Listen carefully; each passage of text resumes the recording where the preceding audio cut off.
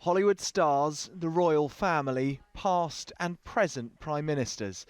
The phone hacking trial has left hardly any area of public life untouched. It took over 100 witnesses in almost 8 months to get to the truth of who knew what about this secret method of getting a scoop. And it started with the voicemail of a missing girl. When it emerged Millie Dowler's phone was hacked by journalists before her parents knew she'd been murdered, the outcry was instant. And the newspaper which had done it 10 years before shut its doors in days. The previous story at the News of the World was that phone hacking was the work of one man, Clive Goodman, breaking the rules alone. But that story had to change. The court heard hacking was routine. Prince Harry was hacked at Sandhurst. The Duchess of Cambridge hacked over 100 times, even on Christmas Day.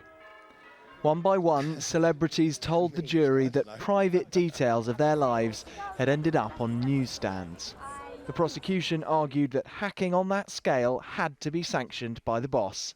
For 4 years, the boss was Andy Coulson. But even when the court was shown an email about Callum Best, in which Coulson told a reporter, "do his phone," he denied he knew about hacking.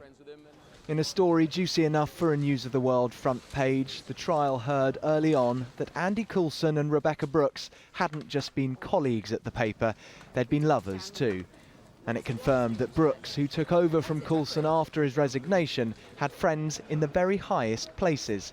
The Old Bailey saw an email from former Prime Minister Tony Blair. When the hacking scandal broke, he'd advised her, "It will pass, tough up."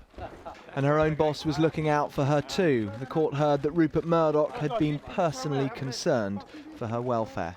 The investigation into phone hacking was the biggest police operation in history, but the Dowler family's lawyer says it probably hasn't told us the whole story. It was a routine practice, and I'm sure there are out there a number of journalists who haven't been caught, who are either breathing a huge sigh of relief thinking, well, at least we didn't keep notes, or they're looking over their shoulder thinking, somebody might just catch up with me for what I've done in the past.